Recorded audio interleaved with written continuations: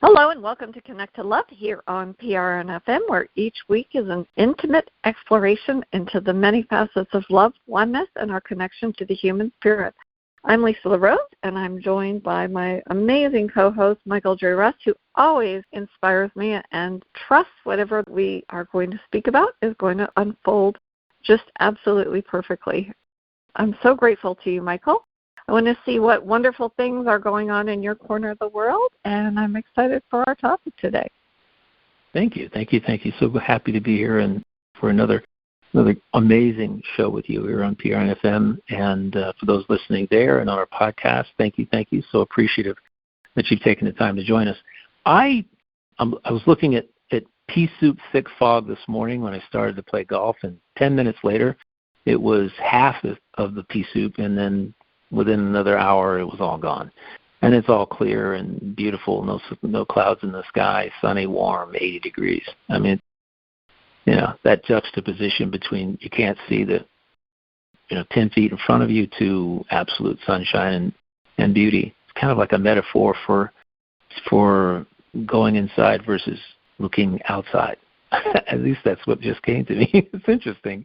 It's interesting because as you were saying that, when I thought about the fog was driving in it. If you've ever driven in a thick fog like that, you're trusting that the road ahead is straight and it's going to be clear. And if you are on a golf course, you know that your feet are on the green and you're ready to tee off, and you're trusting that somewhere out there's going to be a hole waiting for your little ball to go in. And it's that you find it first. That's trust, right? And then when the fog clears, you just know that it's so. It's very interesting. We hadn't even talked about that. We had no. It just came to me. You and I have a wonderful way of tuning into one another. We chat for a few minutes before the show, and then at some point we just feel it, and we say, okay, let's just let it go, however it's meant to be. And in our recent episodes, we explored synchronicity and how the right people appear at the right time. And I think our conversation today is equally synchronistic, that we are here and we arrive wherever we're meant to be. And we have to do that because we trust. And if we don't, and we resist life and not knowing that we're going to be supported, things, I think, don't flow very well. And we also spoke last week about sculpting our experience. And I think that a lot of it is that same thing, that when we are trying to control things too tightly, things don't unfold with ease in the way that they should. But when we are in a state of flow, which can happen when we allow, things can unfold effortlessly. And if we allow life to bring us the people and the moments into our path, so many wonderful things can unfold. Like a hole-in-one, which I know you got not that long ago. And I think that when you're standing on the green, I'm not a golfer, but I guess when you're standing at the tee getting ready to tee off, you're setting an intention. And you can focus that intention, but ultimately you have to, at one point in time, take the shot and release anything and any predispositions to allow whatever is meant to unfold. And it's just so in alignment. Oftentimes, Michael and I will listen to the same video, and I will tune into certain things and concepts, and Michael will hear things that I completely miss. So I'm always finding myself going back to discover the things that I missed out on.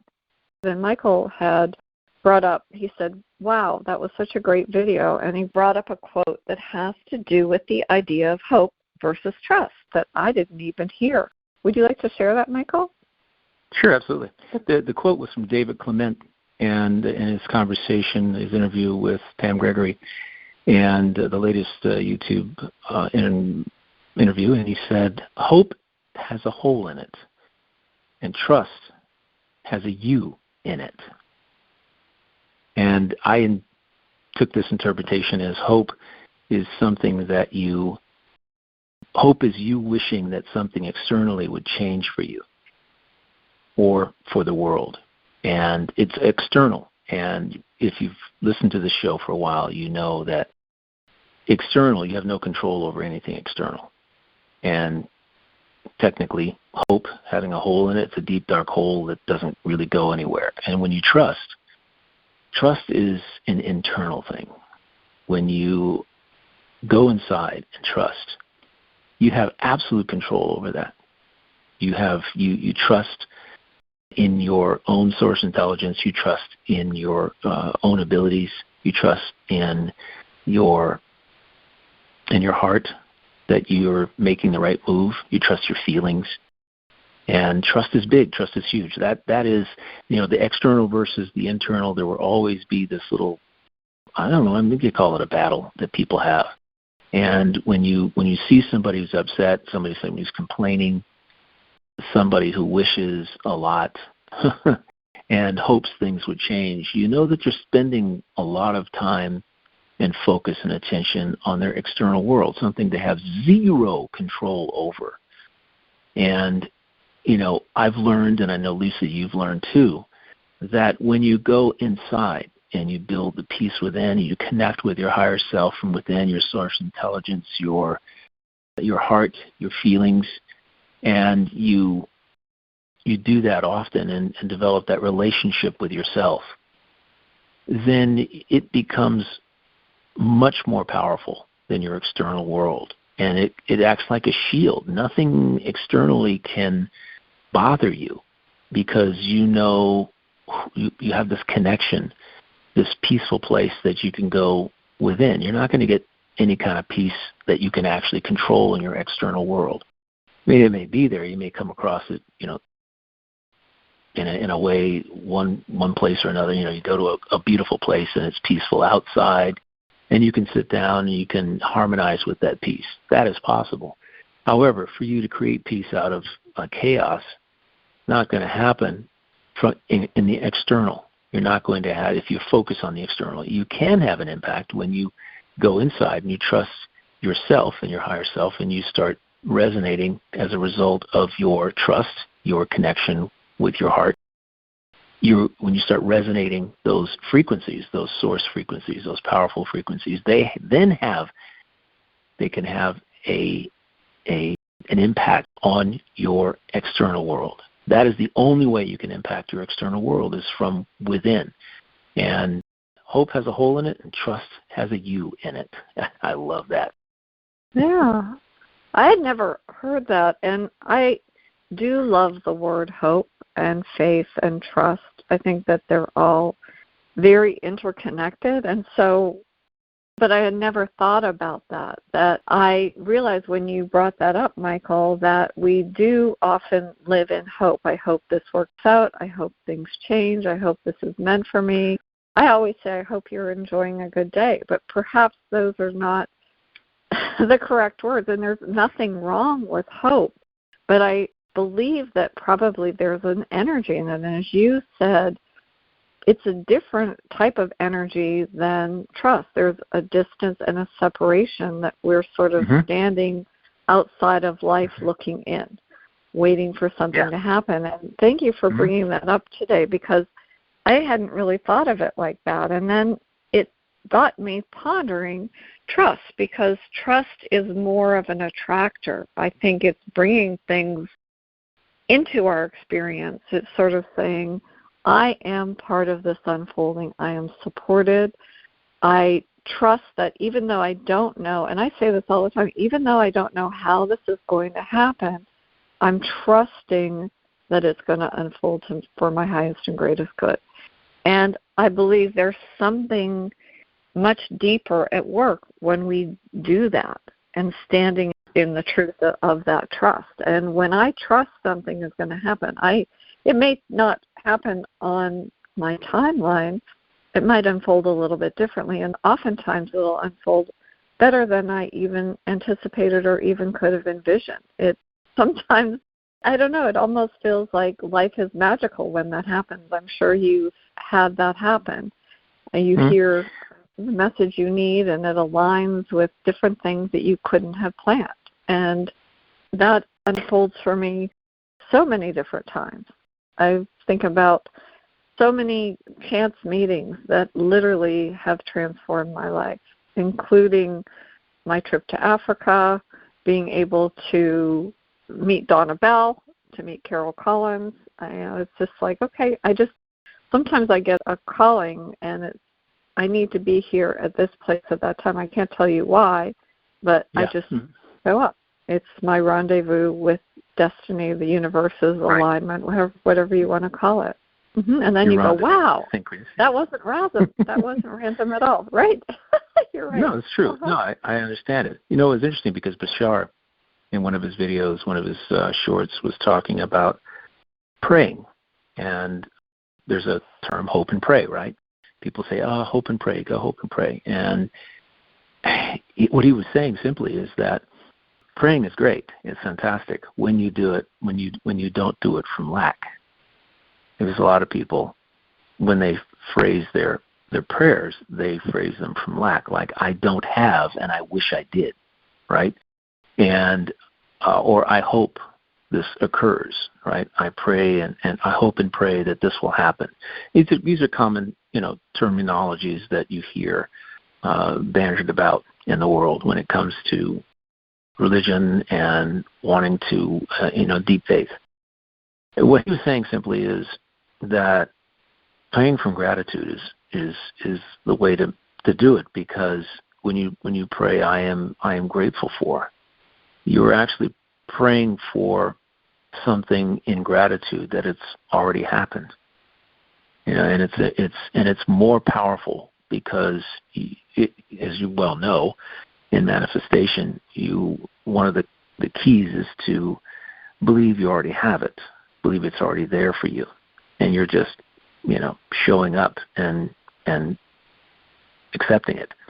And so I agree with what he's saying. And a lot of this is we have been conditioned to say things in certain ways as we grow up, because that's the way somebody told us to say it. Right? Somebody said, hope is good. Hope does this. Hope for that. Hope for this. Something for hope. Something for hope that. And you're like, okay, great. So you're conditioned to think, okay, hope, not thinking about the fact that really you're hoping something in your external world changes, because that's really what you're hoping for, and you're praying for something in your external world to change. And I love the fact that he brought up, that Bashar brought up, the praying out of gratitude as if it is already there and it's already shown up in your life. It makes more energetic sense, number one.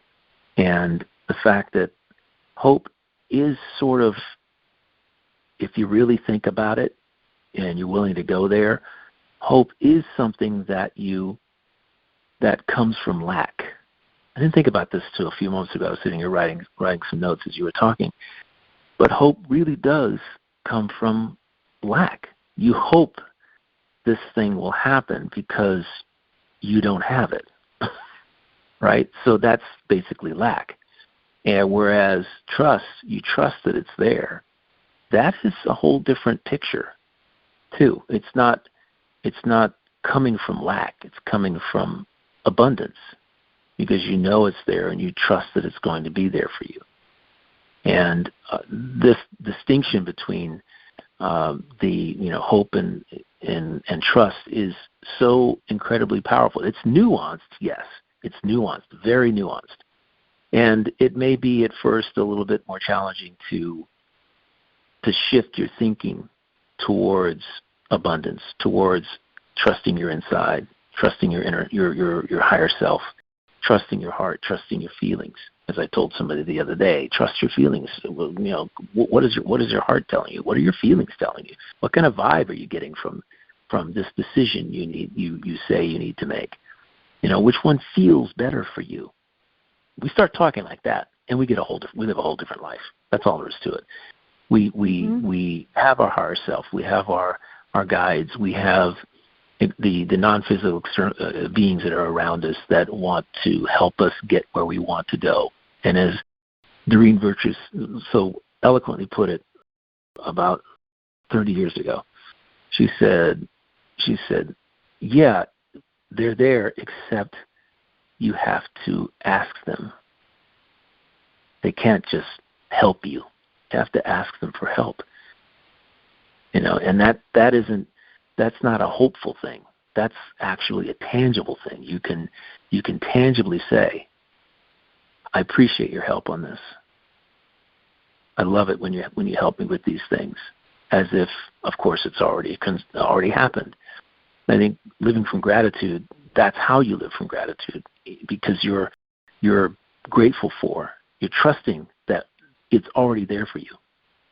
And it takes a little bit of time to rearrange your language, because words are incredibly powerful. They're empowering. They're powerful. They create your reality. You're in a conversation that you have, and how you speak is vitally important. I think we talked about this last week with Sarah Lovejoy's The One Command. Words are incredibly powerful because they create. When what you say, I too you become. That it is, and I remember that every time I hear somebody say, I this, I that, I hope this, I wish that, and I wish things would change for me in my life. Well, okay, let's go there. You want things to change for you in your life.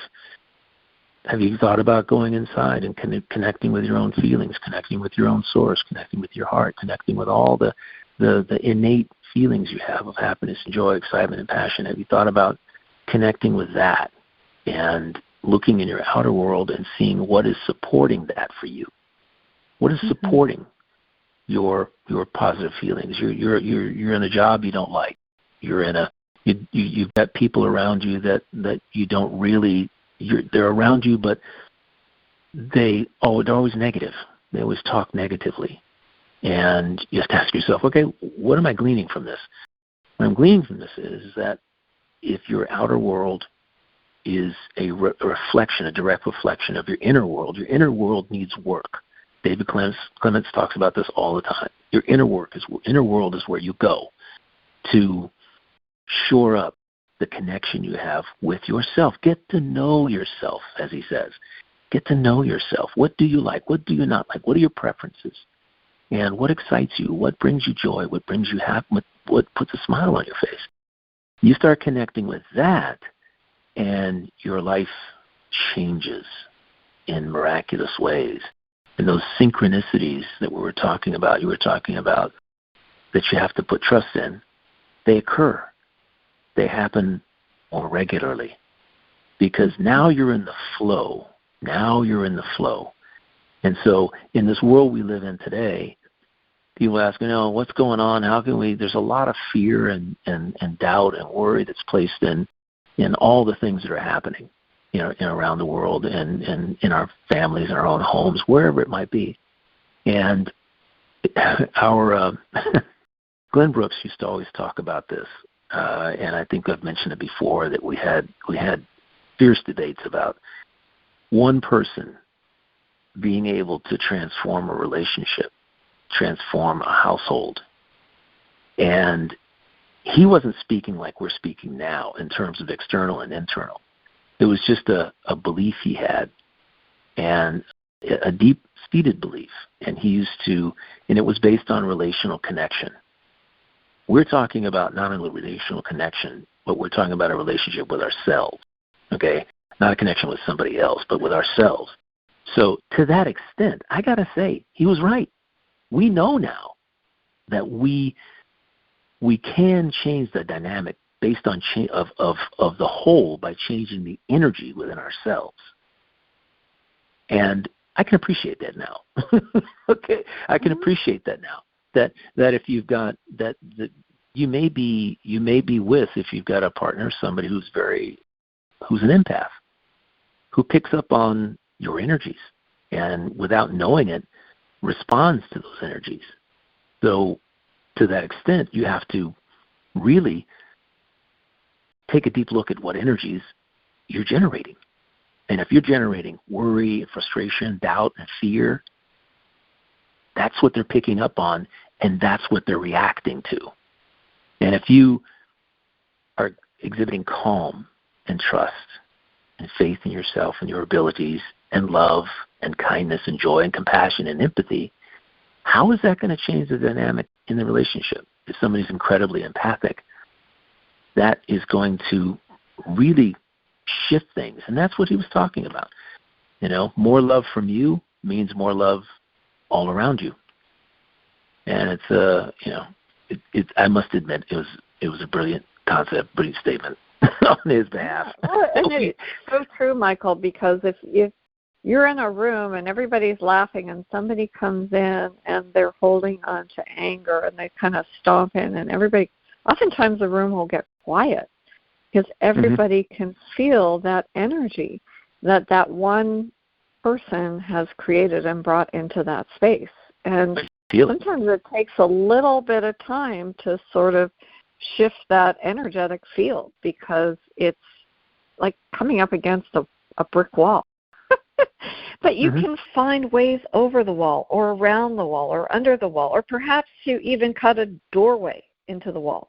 There's lots of different ways you can approach and navigate a brick wall of energy. Sometimes it just takes somebody saying, stop taking yourself so seriously. Or lighten up, Francis, from that movie Stripes, I think. Was one of the lines, lighten up, Francis. You had mentioned something. I just want to bring this up because Bob Proctor always taught that faith and fear require you to believe in something you cannot see. And I think it's a really important nuance because trust is choosing a frequency of faith, something that you can anchor into. And that's really what I so appreciate about that book, The One Command, that you turned me on to. I'm never going to finish it, by the way, because I keep re-listening to, there's so much wisdom in there. I keep going back and I'm like, okay, I really want to get this. And then I'm like, okay, no, I don't think I got it again. And I just go back because one of the things that she says, and it's so brilliant, she talks about the DNA, and the DNA is that spiral. And she says in order for us to command the unwinding of the old, we have to literally recognize that we have this team, this other beings that can assist us, but they can't ask us to do that. And I don't know if you remember this, but she speaks about the rag merchant whose horse died. And first he went into fear, and he said, oh, what am I going to do? I don't have a horse to pull my cart, so how will I deliver my rags? And he saw a broken down horse across the way, and he said, please, God, give me that horse. Let that be my horse to pull my cart. And the angels who were watching said, we have 2 thoroughbred horses that we wanted to give him. All he wanted was that broken down horse. But if you want that old horse, that's what you want. That's what you get. Because that's what you've asked for. That's what you've asked for, exactly. And I think that's the point of the hope with the hole in it, because we are still separate from what we want. But when you trust with that you in it, it's you. And you are stepping into the flow, Michael. You're absolutely right. When you relax and you let go, you just, you let go. Yeah. We're not clenching on. We're not clenching our teeth and not holding on tight. We have put the you in our lives, our higher self. We take a deep breath, and I think that's the importance of the breath, too. It's kind of like that sigh of relief. It's always been there, but we can't see it. We can only see that broken down horse. And when we allow that to flow, we will stop putting those roadblocks in front of us, and everything will unfold. It's that sculpting of the experience we spoke about last week. And I've never carved anything, but I imagine if you're holding onto a chisel too tight and you're carving a block of ice, you hit it the wrong way or too hard, and it's all going to crumble. And it's just, absolutely. Yeah, grip pressure on a golf club is the same thing. If you grip it too hard, you're going to impact, you're igniting muscles, engaging muscles, I should say, that are not required, and those muscles are going to alter your physicality. It's going to alter the way that you're swinging, the result, the outcome that you're looking for, because you now have tension in your life. You said something interesting, which I want to step back here because I don't want to gloss over this. But you use the term, it's separate from us, right? And that infers lack, that we don't have it, right? That's really what we're talking. We see it as not being something we actually have. And the distinction is going to come up again and again, because that's just this distinction between having it already and lacking it, and thinking from lack, and engaging in life from lack, like you wish you had it. And there's really, we were talking about this a couple of episodes ago, you are enough. You're already enough. You don't lack anything. You already have everything. You just have to remember that you have it, right? You already have trust. You just have to reclaim it. You already have source energy. You're already happy. You're already joyful. You have all these things. They're innate to you. You were born that way. You were born excited and compassionate and empathetic, and you're born with all these resonating, all these high frequencies, and they by your life experience, your life journey, the people you connect with, they get drummed out of you. You start buying into thought viruses that are the opposite of what is innate to you, what you already are. You allow people you respect and love to tell you differently, because they don't know any differently. They don't know. It's a thought virus, because they're giving you the thought virus because they love you. Don't believe in that stuff, because if you do, you'll go to hell. Or don't believe in that stuff because it's not going to be good for you. You're not going to feel good. You're not going to get what you want. You're not going to be successful if you use your feelings. You depend upon your feelings to make decisions, right? You do it from your brain. You run the numbers. You do a list of pro and cons, and you do all these things, and though that's the way you make a decision. And if you get that drummed into your head, then you won't pay attention to your feelings, because that's what it's teaching you, is not to pay attention to your feelings. Your feelings can't be trusted. And we're saying now, we know more than ever, your feelings can be trusted. They should be trusted. You must trust your feelings. Living from feelings is a whole different life from living from your head. Right? And I say this about dating. I don't want to bring this up, but I see this about dating. People say, "Oh, I want to find love. I'm on this website. I'm on whatever." And I'm going, "Okay, great." You still have to use your feelings. If you get together with someone that you've connected with online, you still have to use your feelings, not the list of wants, do's and don'ts. I want this, I don't want that. The laundry list of who you're looking for. They must look like this. They think that. They must believe in this. They must blah, blah, blah. They must like this because that's what I'm looking for. And the most successful relationships are ones where your feelings are guiding you, because you don't understand if everything is, nothing is random, and you don't know why you're here or why you're meeting people. There's not, I think it was David Clements that was also saying, there's not a person on this planet that you haven't met in a past life, that you've ever run into.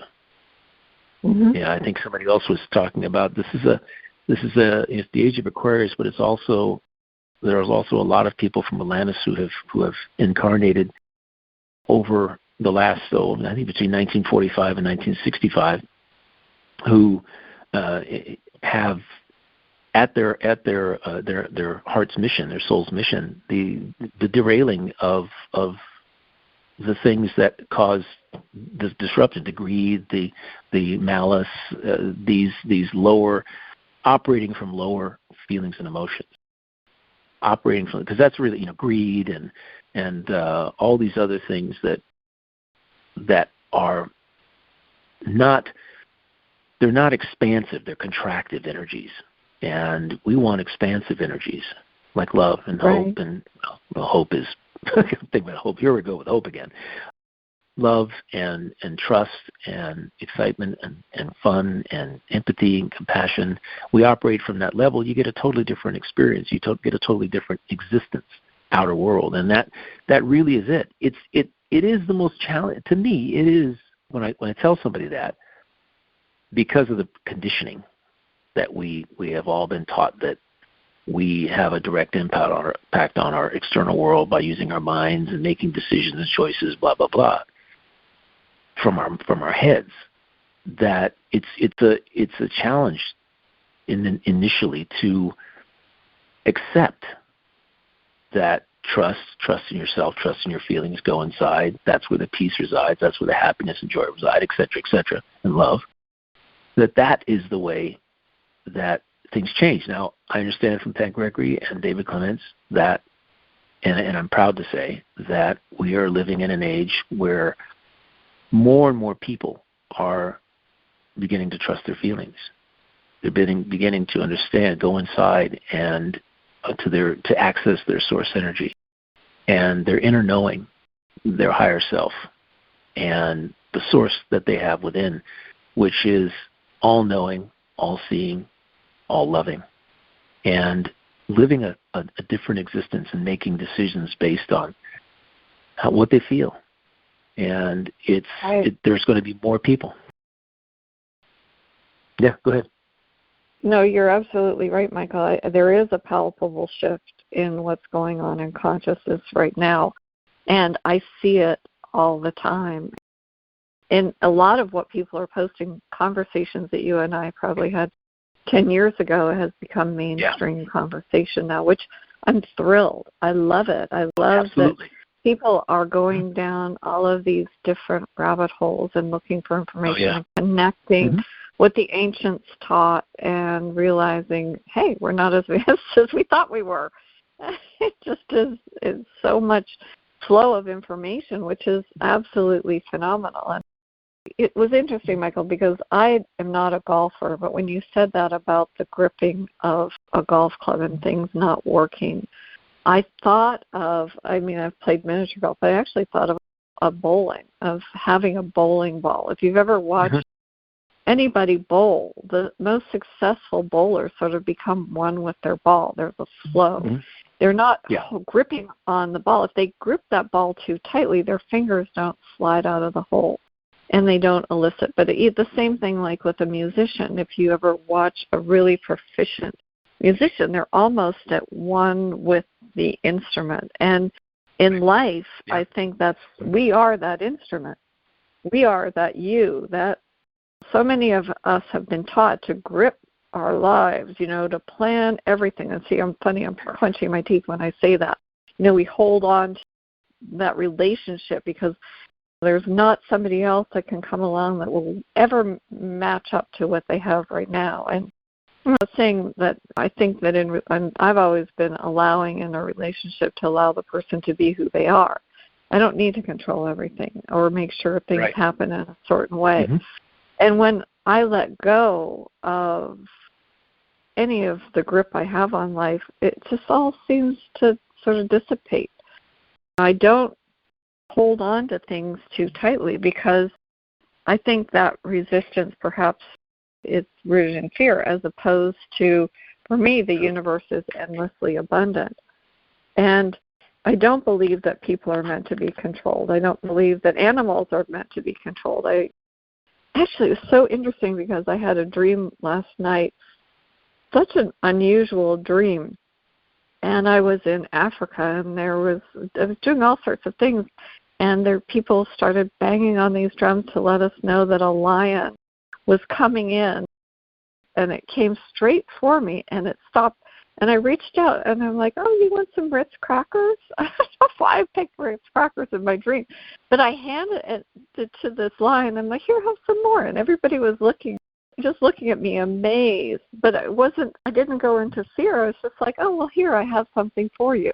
You're looking to be fed. You're hungry. You're looking to be fed. And I think sometimes that's exactly what it is. If somebody is crying out for attention, they just want to be seen. They want to be loved. They want to be held. They want to be comforted. It's those natural emotions that we tune into. And there was one thing that I wanted to mention, because it's the perfect illustration of exactly what you're talking about. When I went to London the last time, and I had been up all night, and all I wanted was a juice. So I put a juice bar into the app and saw where it was, and I followed the walking path, and I walked for about an hour until I got to this juice bar. And the juice was delicious. I sat down, I had a nice lunch, and then I put my hotel address back into the app, and it was just around the corner. It was the craziest thing. But I had to walk through the park, down all these streets, like wind in and out, and it was just around the corner. I was like, it literally is 5 minutes away, but that is the universe orchestrating. They didn't want me to just walk 5 minutes around the corner. My guides wanted me to see and experience and savor in the colors and the flavors and the sounds and everything that was London. And it was fantastic. Yeah, and that's just an amazing place. Exactly how things can happen. Magical. I agree with you. Oh yeah, 110%. That's the beauty of being anywhere is I don't know, except for when I was trusting that map was going to take me to where I needed to be. So I could get my juice. It did. It did take you there. It did take you there. You ended up there. However, the fact that you're actually thinking about this today is the having a memory of this today, a remembrance of it. It just shows how amazingly impactful that experience was for you, because people go like, if I was to ask you, what did you buy in London? Do you remember? Did you buy anything in a store? I just bought juice. I'm not a shopper. I don't really. I'm saying I understand the concept. But when you ask most people that, right? When you ask most people, what did you do? They come home with something that they bought, and years later they can't tell you what it is that they bought, but they can bring this experience back to life, right? This experience of walking around. And there are people I know that would say, I thought this juice bar was around the corner. I really does. Why are we walking so long? Why are we walking so far? Boy, I'm hot. Boy, I'm thirsty. They'll be bringing all this negativity into it instead of enjoying the experience, right?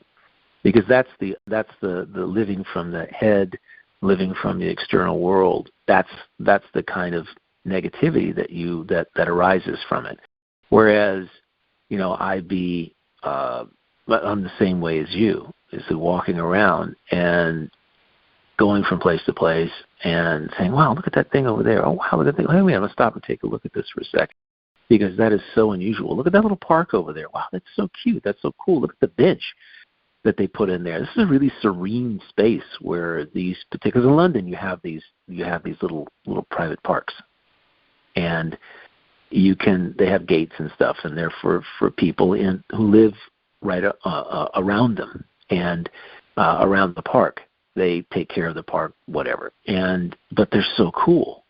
And if you walk past it without looking inside, you'd miss something special. I mean, to me, it's what I'm the kind of person that looks for. I know I'm on the walk on purpose, for a purpose, for a reason. Nothing is random. There's a reason why I'm going that way, or whatever it may be. And then I go, okay, so why am I going this way? Let's turn our attention and focus to the surroundings that we have.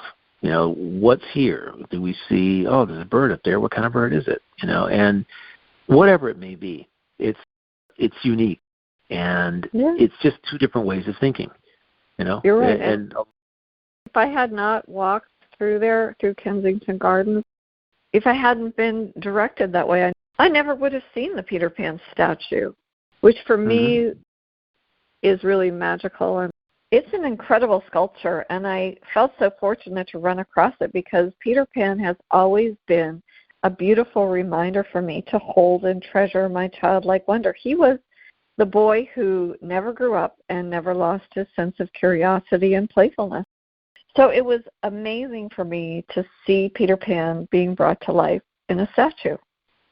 that for me, there were so many details and so many incredible things within that statue.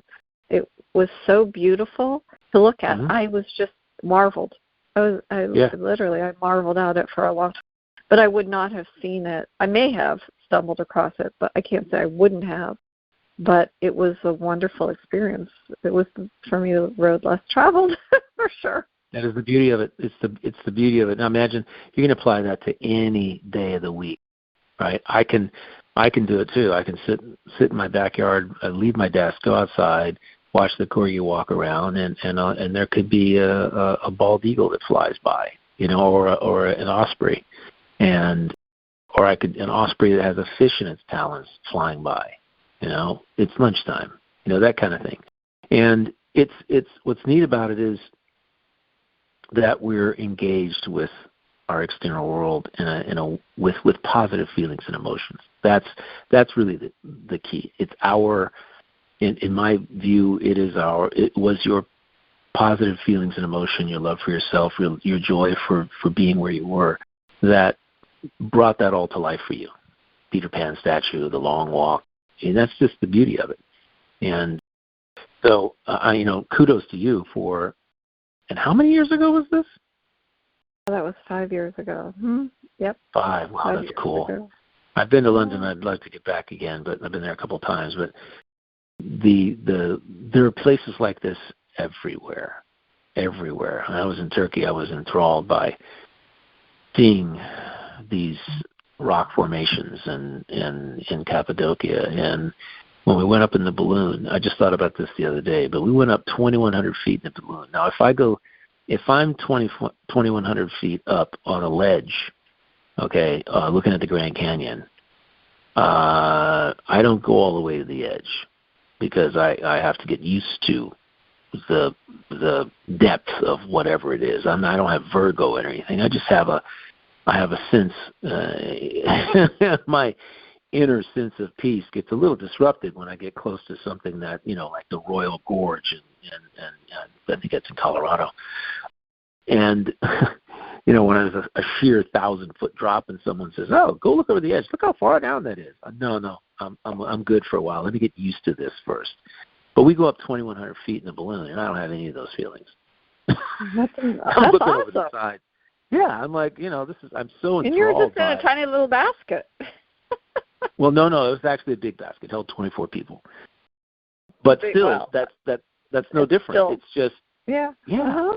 It's the fact that I'm up, and I was so enthralled by it. I got some of those beautiful sunrise pictures though that I've ever taken with balloons in the foreground. It was fantastic, and I look at them today, and they're still the most beautiful pictures that I've taken. And the fact that I was there, I took the picture and then I experienced it, and just insane. And it is amazing how I can't understand why someone would say, well, I can't understand because they have a fear. But I'd say, no, I can't do that. I would never go up in something like that. When you let your fears take over, you don't get much out of life from a experiential perspective because you're operating from fear. And I was not operating from fear. As a matter of fact, none of us were. And there was another gal that was with us that was afraid of heights as well, and she didn't have any concern. She was having a joyful time, right? We all talked about it when we got back on the ground. And that's just, fear can stop you from expanding your horizons. It really can. Mm-hmm. I think it's better just to trust yourself and trust that the pilot was his 1,500th balloon outing, So trust, very good, right? Trust, exactly. And and it works out. And it should stand as an example of a successful example when you trust it and something works out. You should remember that and say, yeah, I trusted. Remember when I trusted this, it worked out. I can trust now, and it'll do the same. Right? You've got evidence. You've got evidence of trust. And it's always good to get evidence of trust. I get it. Like I said, I played golf this morning. Didn't go as well as it did last weekend, But I'm thinking, who cares? I'm having fun. I'm outside. I'm in the fog for a little while, and then there's this beautiful sunshine. Never be upset about being outdoors, no matter where you are. There's always something interesting, right? Something cool that you can engage in, something you can see, and your balloon experience, though, Michael, is such a beautiful metaphor for letting go, because what happens? You step into that little basket, and as it rises, there is a letting go. Even the individual that was with you, the woman who had a fear of heights, and it all dissipated. And I think that that's really so powerful, because we can ask ourselves, what can we let go of that's not us? Whether it's a belief, an identity, an expectation, or a fear, is what you said. But you trust that if it goes up, that balloon went up, that it's going to come down. And then when you step out of that basket, you're still Michael. You're just a little freer of whatever it was. And the you in that trust is always there. And I think that sometimes people feel that in letting go, they're going to lose something. But instead, perhaps if we shift and pivot, seeing that we're going to uncover something, because you discovered, as you said, views and vantage points that never would have been possible from where you were. It totally changed your view of the world. I just love it as a metaphor, honestly. And you return down to who you are. And I believe that is so much like that. And so I have a question for you, Michael, because it may be helpful. I have a couple questions. So if you trust and you're listening to your inner knowing, how do you know when you're following something that's aligned? So how do you put that trust into practice? No, the litmus test is always how I feel. How you feel. So yeah, it's how you feel. So the litmus test for everything is how you feel. So if I'm trusting that something will work out, that trust means that I already know it's going to work out. I have faith that it's going to work out, and I'm just going through the motions. And while I'm going through the motions, I'm enjoying myself. I'm having fun. I'm excited about what it is that I'm doing. I'm not focused on fear or whatever. And relatively speaking, it's kind of like I don't know if it's a tangent or not, but we're riding a train in South Africa in November, and we were both sleeping, and this car was being rocked all over the place, right? Because they have narrow gauge railways, and so here in the United States we've got wide gauge railways, which are more stable. They don't rock as much. But I thought at about 1 o'clock in the morning, I'm waking up thinking, oh my gosh, we're going about 100 miles an hour, and this truck, this train car is going to fly off the tracks. And I had this concern within me. I couldn't sleep, and was my thinking validated? Absolutely not. I went over and raised the blind, and I looked outside. And the train was going about 30 miles an hour. That's amazing. I'm looking at this going, I said, you got to see this. I can practically run next to this train. I mean, it's going that slow. It feels like we're going to be tossed all over the place, and this thing's going to fall off the tracks.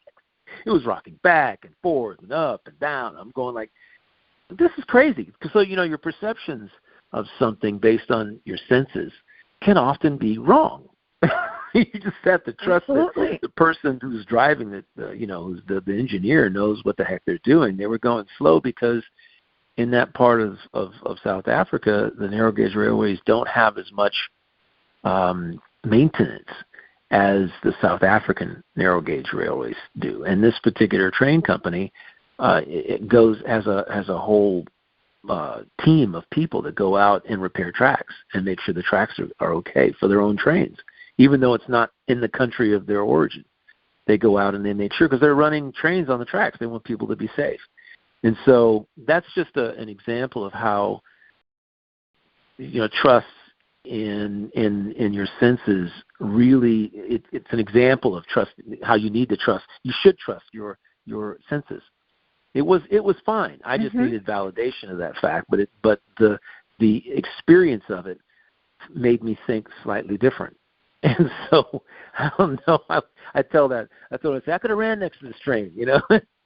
they start cracking up, and I'm laughing at it myself because it was so unfounded, and it's just the way it is, right? You think about that, but you know, life gives you those opportunities, and you just take them and just have so much fun with them, and it was a wonderful trip. No, I think that's fantastic, Michael. It's interesting because you were able to be honest about that fear. And I think that sometimes that's very helpful, that here you had this thing of what you were afraid that might happen, you might fly off the tracks, but then all it took was a moment to say, hey, you know, you put up that blind and you look out the window. And it can be just that. If we're in a state, we get kind of locked into all of those things and the loops in our minds, and we keep going back and forth, and we can't get out of that loop. So when you pivot and you sort of turn and you go from, I hope we're not going to fly off this track, to, oh, you lift the blind, and then you go, oh, well, I trust these trains go here all the time. I don't remember ever hearing about any accidents in this part of the world. Yeah, I trust the conductor knows what he's doing. Oh, yeah. And that's what it is. We're the conductor, right? We are the you. We are the conductor. And you know, there are some people who fly off the rails. However, that being said, that same person who does fly off the rails is, whether they realize it or not, is in control. They can come back to the now. Trust lives in the present moment. We have to be able to recognize, to step forward and go, hey, you know, I do a lot of self-correction in my day. And I had a lot of things on my plate over the last few days. And I recognized at one point that there was overwhelm, a sense of overwhelm, because I had all of these different things I needed to check off my boxes to be done with my day. And I said to myself, you know, oh no, let's just welcome in underwhelm. I am so underwhelmed right now. And I started laughing at myself because I could see adding all these different things up, and I was just like taking the underwhelm and saying I was underwhelmed. It was like I had a big, huge bag of feathers, and I threw it up in there and just watched them all float to the ground. And I was like, okay, I'll just do this, and whatever doesn't get done, and I'll do it the next time. Right. Yeah. And there it was gone. List of priorities, and what do I feel good about doing today, and do those things.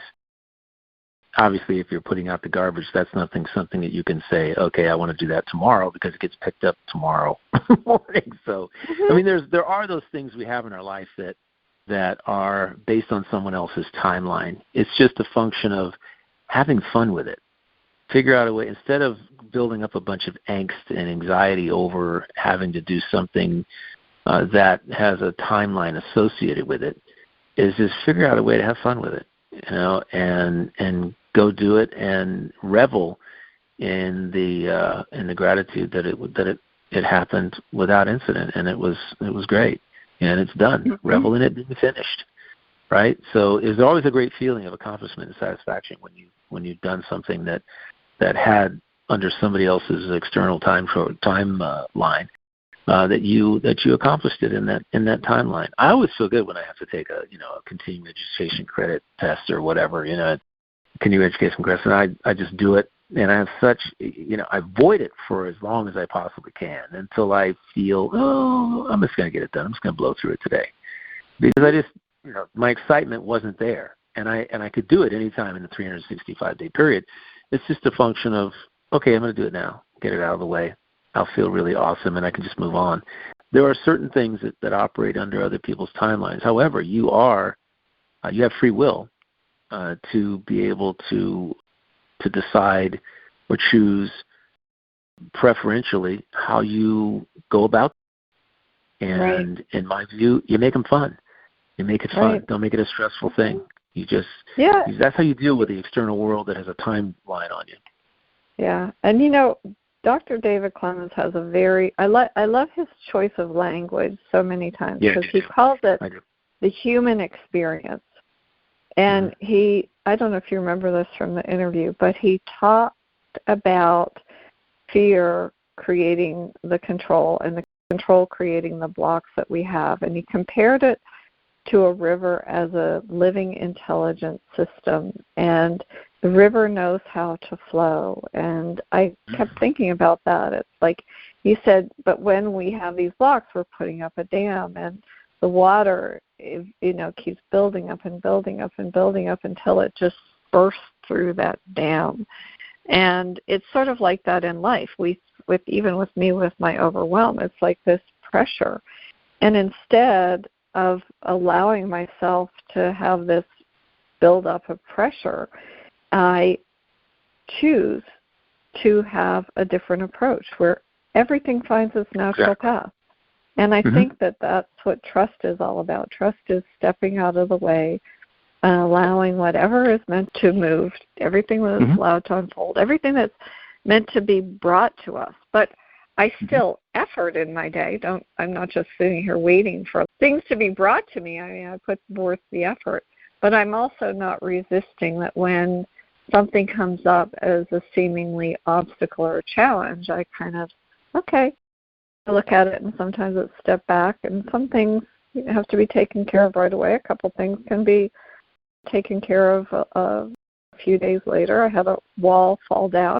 We had lots of rain, and then all of a sudden I come out and a retaining wall fell down. I didn't feel like dealing with it when everything was wet. But yesterday I took out my shovel and dug out the hillside and leveled it out and rebuilt my wall. And it was done. It didn't take me as long as I thought it was. I thought, I don't want to do this. It wasn't so bad. But it's that same thing. Yeah, it was. And now I walk outside, I'm like, hey, that looks pretty good. I did a pretty good job. I think it's awesome the way you handled that. And it brings up one last point, and that is that, when I was writing a couple of self-talk books, it occurred to me that we use language that prevents it. Actually adds other layers of resistance or blockages that we really don't have to use. We make something bigger than it really is. It's something super simple. Something came down, you treated it as an event. You didn't give it any negative perceptions. You didn't build a big, this is going to be so hard to do this again. I'm going to have to run off. It's going to be so difficult to get through traffic to get what I need. We create all this language that muddies the whole works instead of just simply getting a shovel and going and doing it. And you can cut through cut through butter with a hot knife easier than you can with a knife that's cold. So literally, you keep things. Keep a head that is in language that you're using that benefits you, that helps you, that helps stoke excitement and generates fun and passion in anything you do that must be done. And I love the way that you just did that. You didn't create any resistance. You just literally went with the flow. The flow was get the shovel, fix the wall, done. Right? That's all. Didn't try to build it up to anything bigger than it really should have been. But I'm telling you what, I love our conversations. Another week, another hour's blown by, and I want to say thank you for allowing me to co-host with you. This is always a fantastic experience, and I hope that those around the world listening through our podcast have really enjoyed this conversation, and definitely we have connected to love today. Oh, we do. And thank you, Michael, because you are the you in trust, and I am the you in trust as well. I just absolutely love that you brought that up, because it would have been an insight that was too delicious to miss. I really was. It was absolutely such a delicious topic. I love it. I know, and I think that for everybody, trust you are supported, trust you are held, trust you are connected. Connected to love, because trust yourself. Yeah, because it feels lighter, and that flow. Just be in the flow and connect with love whenever possible. And, of course, peace out. Thank you. Peace out. Bye.